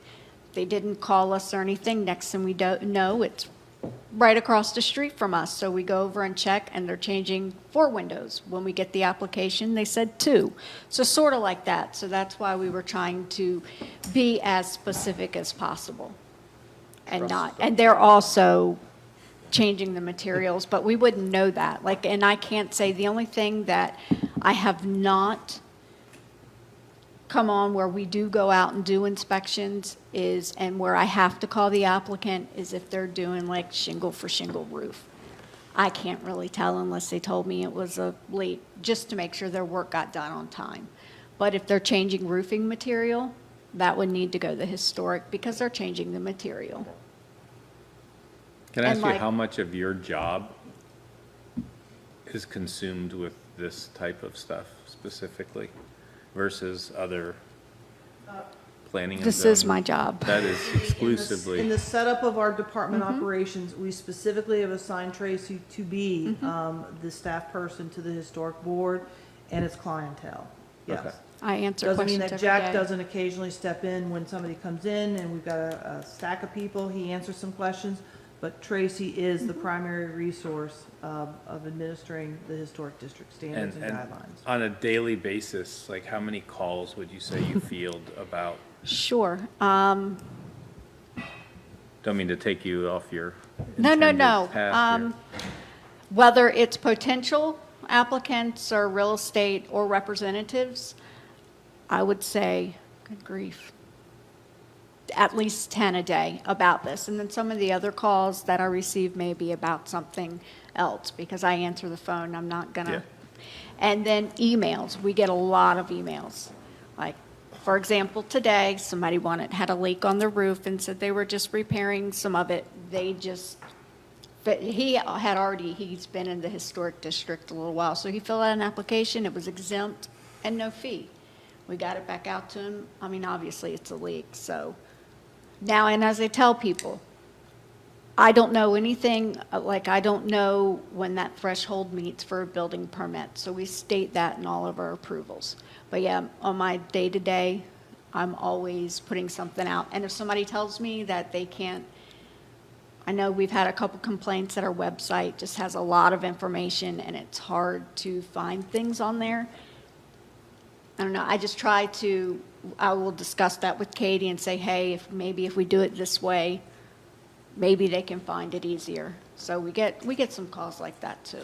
And in the example that you just gave, did that trigger a follow-up, like, visit to see what they were doing? It will, he or- just got it today and he said that the contractor was gonna come this weekend to fix it because he's in town. And that's you or Jack that typically physically We are does that? trying to do Fridays, go out on Fridays, and Okay, thank you. I was just kind of curious about the process. And that's also, I do believe, we try to put that on the weekly report, so. Can I ask a dumb question? Sure. When somebody buys a house in the historic district, do they get the copy of the rules? Do they get? No, because most of the time, the real estate agents don't let them know that they're in a historic district. We've tried to talk to them. When we first started doing, gosh, this was years ago, when we first started doing the updates on the guidelines and actually got them, we did a workshop. But we can't, I don't want to say we can't make them, because I don't think it's a requirement by law that they have to disclose a historic district. I don't know about that. I think there's now a set statement now on the real estate disclosure form that mentions it. It doesn't Yeah. tell me the rules or requirements or where you find But if you're, information on it now. but if you're filling out a million and 2 papers, buying a house, that one little thing. But I do try, when we know we have potentials or somebody says, I'm selling my house, we'll ask them, can you please let them know if they want to do anything? But most of the time, they're going to fix it up before they sell it. So we do try to reach out as best that we can. We have talked about putting something in the Gazette and in the Or the back The of a real water estate. bill or something, I mean, I don't. Sorry, talking What- to your mic. We don't, Can't hear yeah. you, Sorry. Oh, the back of the, well, the trash collection bill. That's what we were thinking too, since there are no longer any, we don't do the water Right. billing anymore, so. But if you all have any other ideas of how we Well- can get it out, This has been bantered about a lot, but Mm-hmm. when they got the new signage in the town, if you could put something on top of the signage that says Historic District, you that know? would be great. I mean, it's I'll make a simple- note of simple that. little fix. I couldn't believe it, because people came in here and I bought a house and didn't even know it was in a historic district. No, I hear that 75% of the time. I'm gonna, just to counteract that particular issue, while where the town of Cape Charles sign is on the vacant lots of Fig and Randolph, that the town owns those 7 lots there, there's the big town of Cape Charles sign, and there's Oh, yeah, an we- indication that this is a historic district. Mm-hmm. But what you're talking is those wayfinding signs that the town received permission from VDOT to install. Those are set by VDOT dimensions and requirements and did not allow the addition of adding the historic Oh, is that what you're district trying to do, notation. the Wayfair signs, yeah? So where it's saying, municipal town hall this way, or beach this way, is that what you're talking about, those No- signs? No, I'm just talking about the street signs. So on the corner of Nectarine and Mason. Oh, on the. Oh, It'd be on up the actual top. It would be signs. up on the top, it just says Okay. Historic District, you know? So that you have the boundaries, so everybody, I mean, I've seen them in other places, so. Mm-hmm. I can it's- look into that. Yeah. We I can mean, look in, yeah, that's a town expense, so yes, we can look into the pricing, raise that to the town manager Yeah. and see what that would take to make that happen. I don't make those Yeah. decisions. So do you all have any other clarifications that you need? We are trying to make it clear. Have we ever had something like this before? We have not. So that's a huge step to me in the right direction. Not saying it's perfect, Claudette, but no, I think it's a big step forward. Yeah, no, yeah. Are there a set of things that you see regularly that you could spell out that are absolutely almost below regular maintenance, routine maintenance that shouldn't even go across your desk? As I said, last time it was me going out and touching up a crack of paint that I saw with, one little dab of it. Oh, that, we don't do paint colors, so the only time that we would do anything about that is if you were changing siding or But I'd trying to still have to replace. go put that dab of paint up there, I would still have to say No. that was routine maintenance. In the way this is written, I'd follow that under routine maintenance, and we talked about it last time. that- Now, the only thing I will state, the only thing that you cannot paint is masonry. I don't want to say we, But if I'm just, as I said, if a railing got, dented or something, and I'm out replacing a piece of railing, I've got to come and at least notify you. if it's on the front, we can see it, only because a lot of folks don't replace it. They'll replace the whole thing because that's wood and vinyl lasts I longer. understand, if I go to replacing And that is the one whole thing that I do a lot, and we actually have made processes. I know everybody jokes on me about my applications because we have plenty that you can complete now. We have one just for roof work. And as long as it's like for like, that's approved administratively. So to take your railing one step further, so you have a wooden railing, okay? And one of the railings is rotten, so it needs to be replaced. I would call that routine maintenance, right? Yeah, as long as you're replacing it with wood, yep. Yeah. And painting it or whatever, yeah. But I'm still submitting paperwork to her when I. No. No, not paperwork. It's not, it's a simple call It's a to us. call or an email, It's a which call, or you I can have do that an email every to day. us. That could Yep. be a 1-minute call with us saying, this is what's Yeah. happening, this is what's going on, and here's where we are. And does that get a drive-by? No, not unless your neighbor calls. We have a lot of eagle eyes. Right, right. Well, That's what I call sure. them. I'm gonna back up for a minute, Clayton. So this happened last summer. Same thing. We had a property owner call us and let us know, I have some, 3 or 4 rotten floorboards on the porch, and we wanna just replace those out. We said, sure, sounds great. I do keep a notation of those calls and the address of where they are, and I add it. It wasn't Jack at that time, it was our prior employee working here. I added that to the list and said, when you're out on your weekly run through go town, check. just go check this address and make sure they didn't go beyond that. Well, that particular property, not only did they go beyond it, they had removed from the floorboard being replaced, and first was just a couple, then it was all of them. They then changed all the spindles on the front porch, and then they did the entire roof underling of the front porch. They went well beyond. Yeah. And then, So, there yeah, was, we I try have to to be check. honest, that was a particularly contentious case, because when we put a stop work order on them saying, you need to come get a permit, you went past what you said you were going to do and what would be routine maintenance, they did not understand the distinction. That's all routine maintenance, we're trying to maintain the house. We Yeah, don't no. disagree, that's why sometimes the terminology of even routine maintenance is getting us in trouble, because we want you to maintain the house, we're just trying to ensure it's retained within the character and integrity of the architectural components that we are trying to preserve. And that's where we're getting, and I won't say into trouble, that's where the friction is occurring between staff administering your ordinance and what Yeah. the town's intention is with the district versus what the homeowner is trying to do. We want these homes to be maintained, we really do. So I recognize, I don't know what other word to use other than routine maintenance, but that even tends to cause us problems. Right. So, just to give you an example of something that was Yeah. truly innocuous, Sure. and we truly felt it was innocuous. Oh, yeah. Couple floorboards, do it, get it done, we get it. Yeah, And then it just ballooned from there. so that's why some of this we would like either a call or an email. Call's probably quicker for everyone, but I know everyone loves the email. And then it's a quick yes or no. So I do have one, question on number 10.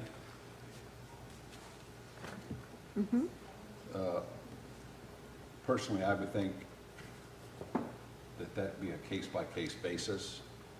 If you go up to number 7, no, Yeah, you're the accessory Yeah, structure. I mean, Yeah. No, I agree with you.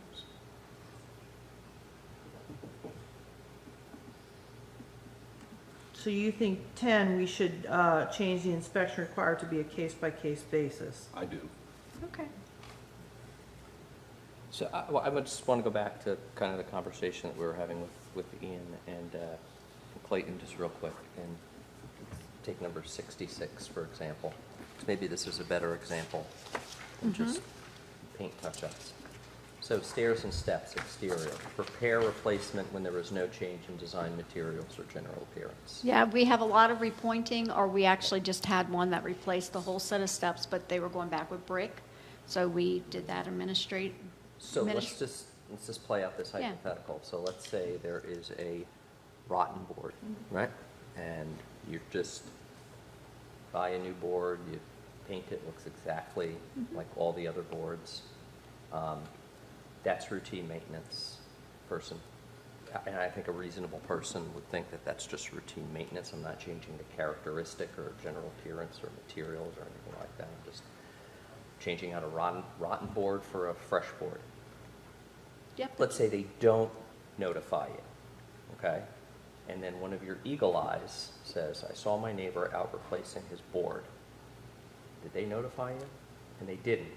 What are the penalties to the homeowner? We just go out and check, and then if we see that they went beyond the scope or it was routine maintenance, and then we make notes about it. That's it. That's There it. is no penalty. There isn't a penalty. So if Unless somebody you, should rat you out, Right. I'm just gonna put in the plain and simple. It Somebody should is, rat you out. Right. And we go investigate the complaint that we have received, and we find the complaint invalid, nothing else nothing, happens. no. Nothing else happens.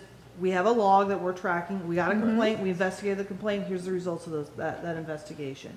And it may die right there. So there's no penalty for failure to notify the town? No. No, okay, No. okay. Not unless you go changing Beyond the slate scope, unless I roof just to sort a of change my shingle wooden roof. porch to a brick That's a porch little or something. different, yeah. Right. Well, or you pull up the one rotten board and the whole floor underneath is, you Rotten. have to replace the whole, you find tons of And rotten. that goes into building because it's structure. So, right, part of that is you're starting to hit the foundational issues, and we're Yeah. gonna say, okay, you need to pause, Because it might not just be an approval from us, you might need a building permit at that point, Yeah. because that's a foundational issue he's gotta get involved with, and you're gonna need a permit from his office. So we just ask Yes. people that when they're doing that, if it becomes more, and we have statements on everything that goes out, that if it is more extensive, just come back and check with us. And we have modification applications now in case they say, oh, I don't think I want to do one anymore, I want to do something else. They fill out the modification, and then we go from there.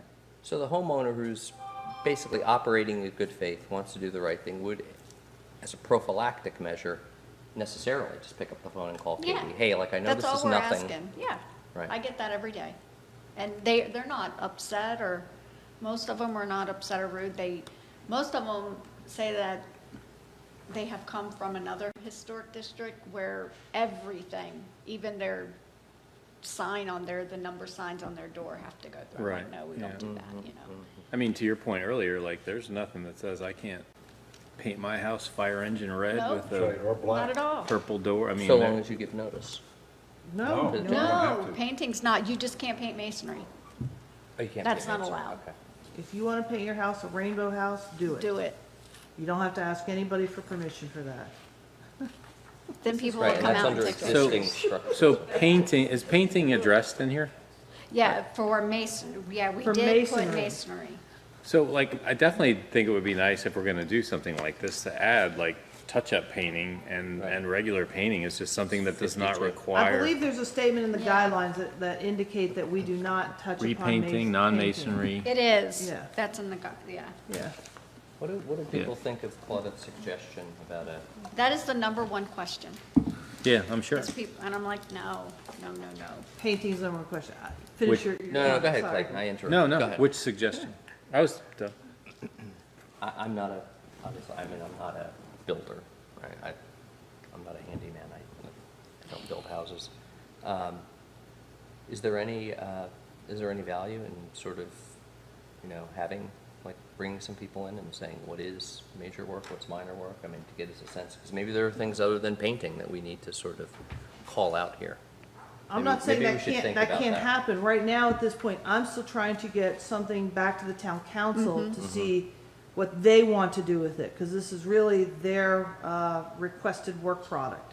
Yeah. So I'm just trying to still do vetting at this level with the planning commission, kick this back to the town council, and if they wish to convene a larger working group, they have every right to do so. Okay, I'm just trying to get at least a document for us to have conversation from.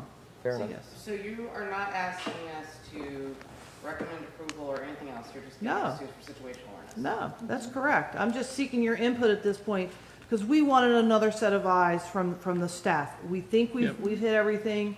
We wanted to hit you because I think you're a natural review body for us.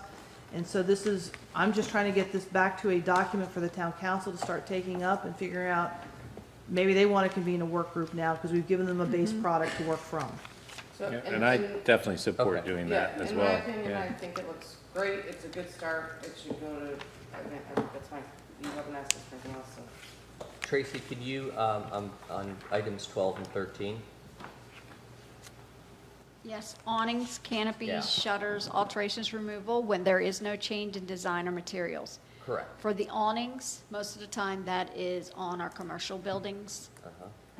And so say one's rusted and they want a new one, they Okay. can, as long as they're doing the same dimensions and everything, they can, My own a confusion new with, one? when I read the two of them together is that they seem very, very similar. There must be some difference between alterations removal and repair replacement. yeah, so alterations and removal where no design change. Because for alterations, that's like if they're going to, maybe a new person came in, they're using the same awning, but wants a new sign change. That's another application, and that would need, that way we know about it and we can inform other people.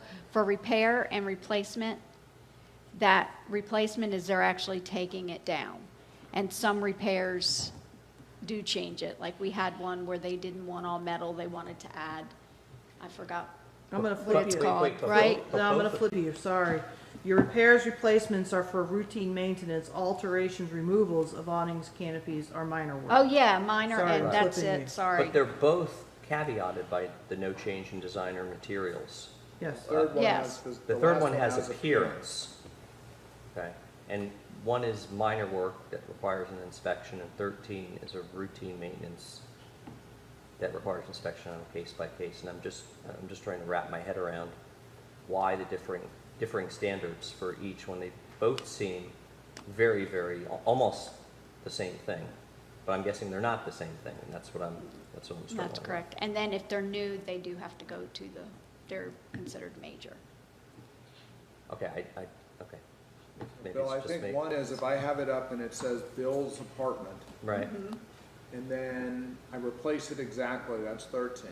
right, If I put the same one up in the same form, same everything, but Right. it says Ian's apartment because I bought it from you, that would be a 12. That's an because alteration. The Yeah. appearance changed. I see. Except, Okay. we actually don't care about your lettering or We content don't of care. verbiage. Yeah, you can't. That's not what we're No. concerned about. No verbiage. Sorry. I didn't Right. mean to, that's why I said just in case. So, for Yes. example, you may have gone from a metal canopy to a fabric Fabric. canopy. Okay, That's a change of appearance. Sure. It is a change of material as well, but it's also a change of appearance because of how it looks on the building itself. That does require review, yes. I know, they're fine Yeah, distinctions. but You that's may not- think this okay. is ridiculous, but but then this We've is had 'em. part of again, 12 and retaining 13 are no the change in character. design materials. Yes. So, Yep. again, it seems like you're just taking one item and replacing it with the exact same other item, unless there's a change in appearance in number 13, and one is treated a little differently than the other. well, alterations and removal, I think, are different than repair and Repair, replacement. replacement. We do think those are different terminologies here. Okay.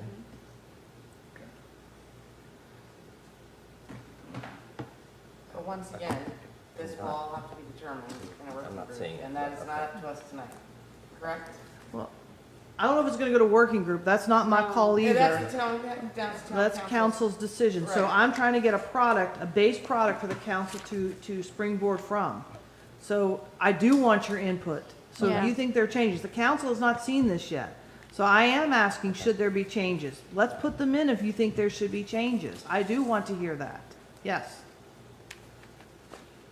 And do you want a formal vote recommending that we send this forward with our recommendation? It's, or- you just need to give me if you wanna change anything, if not, I'm gonna Yeah. go ahead and move this on to the town council and let them start to figure out what they do with it next. So. And the only change I have so far is chairman said number 10, case-by-case basis. Okay, what about 16, carports? Carports, there's nothing in any of the boxes. Yes, we got aware of that by one of my historic members, sorry about Okay. that. So if they can be seen from public right away, it's the same thing. Because carports, you have to come to zoning anyway. Most of these things you have. So wait, you didn't tell them which block, Minor, we said 16. minor work. minor work, Minor there, work. you didn't say those words, that's all. Sorry about that, that was a typo.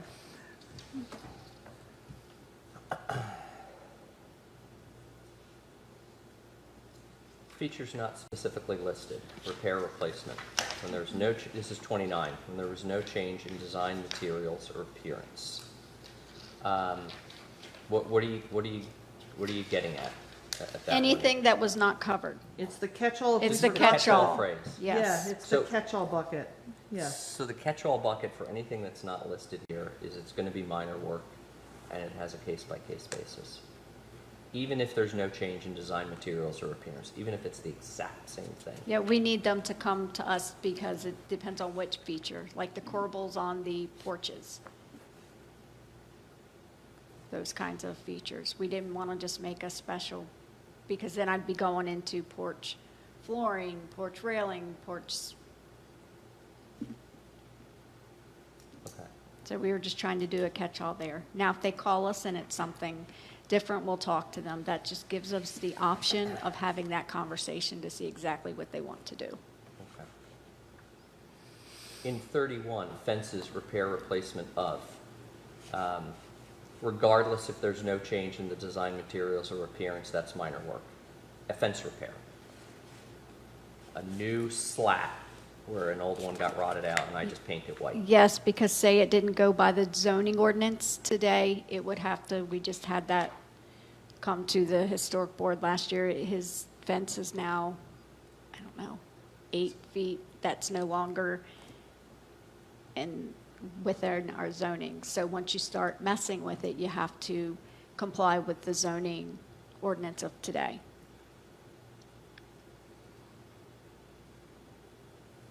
Well, okay, fence is new construction.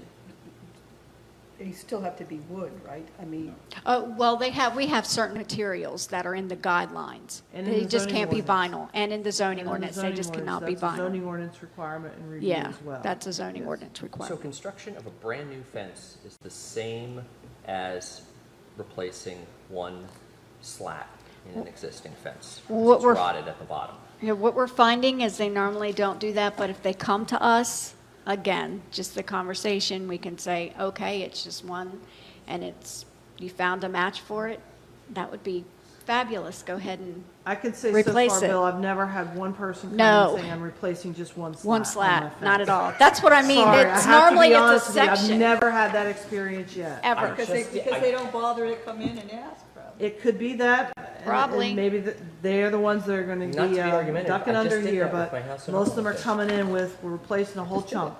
Yeah, We don't have those fences here. Is this organized like alphabetically or, Yes. Yes.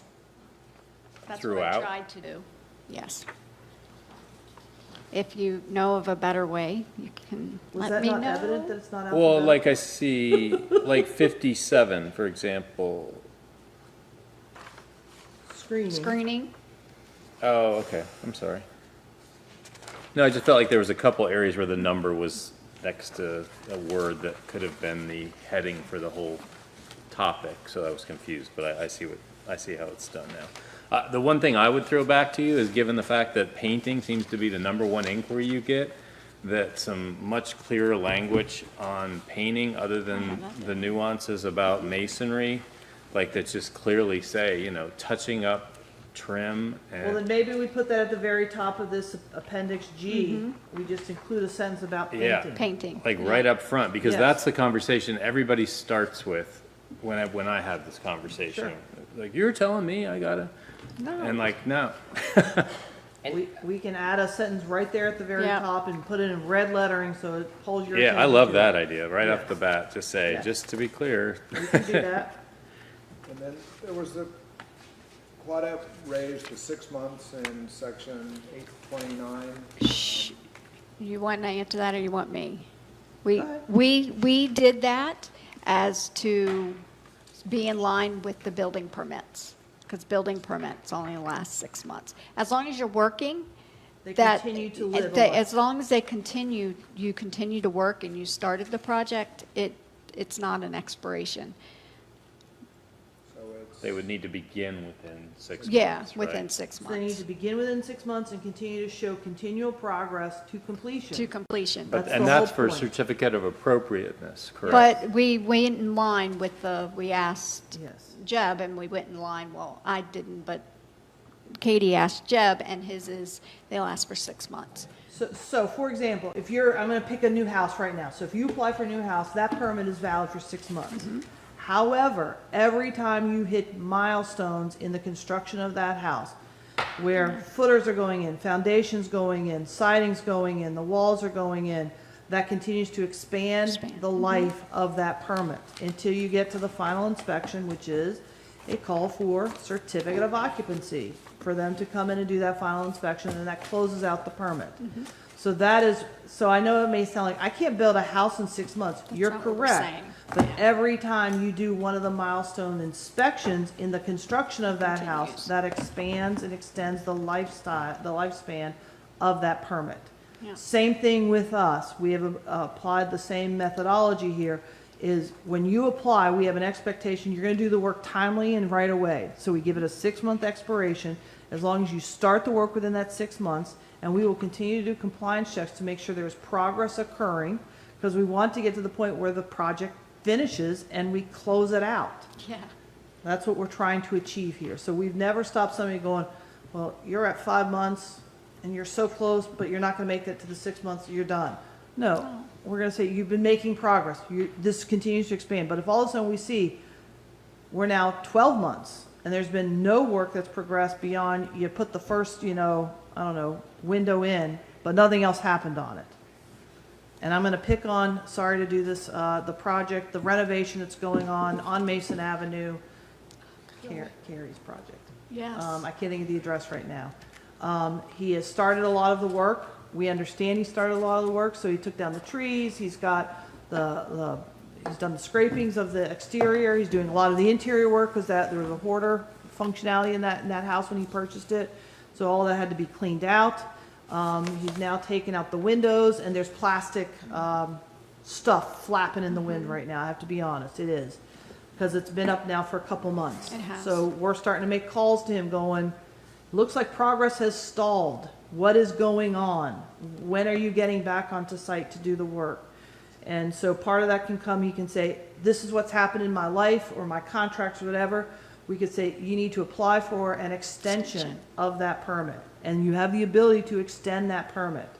But if we just see a project really has died and they've all walked away from it and there's really nobody taking it forward, that permit needs to die a natural death. And then we now need to deal with the aftermath of that as well. What are we going to do about this property because it's been left exposed to the elements? And then that puts us into a different enforcement action. Gotcha. So I know it sounds like 6 months and it ends. No, we No, it continue to let it doesn't. grow. So it may take you 18 Yeah. months to do your whole project. Sure. As long as you still see this being implemented, we're going to allow it to continue to live and function with us. So that's on that side of the construction world. So, it's more, when a builder, you want to build a house, the builder's not going to come and apply for a permit until you guys know what you're doing. And then hopefully work can start shortly thereafter. For a COA, I think maybe what Claudette was getting at is, she might say, hey, I've got an issue here. What do I need to do? You're like, well, you need this. You give her a document, then a homeowner begins the process of who's going to do it? What are the materials? And then it may But just be. because we gave them the application, that's not an approval. No. So they need to come to us with their Right, plan. so all I was gonna say was, you could essentially, even if you got it the day you walked into the office or that week, you could say, hey, it's taken me a while, but I need you to redate, is that ever done? Like, can you kind Again, of they can renew come to us and this? say, I need to apply for an extension. extension. And we're going to ask them, why? What's Why? going on? What Right. has happened? Right, And sometimes we've heard from some applicants saying, I just don't have the money. It's not going to happen. Well, if it's not going to happen, then we're going to make you reapply. Candidly, the Later, permit's right. dead. The permit is dead. You just have no plans of moving this forward. yeah, Because there's nothing that happened from us giving our approval to you moving forward beyond your personal finances may Yeah. have changed, your priorities may have changed. I don't know all those details, nor do I wish to have them. It's just we're hearing from you. It's not like you had a contractor lined up and he pulled away. You just Right. didn't move forward with the project.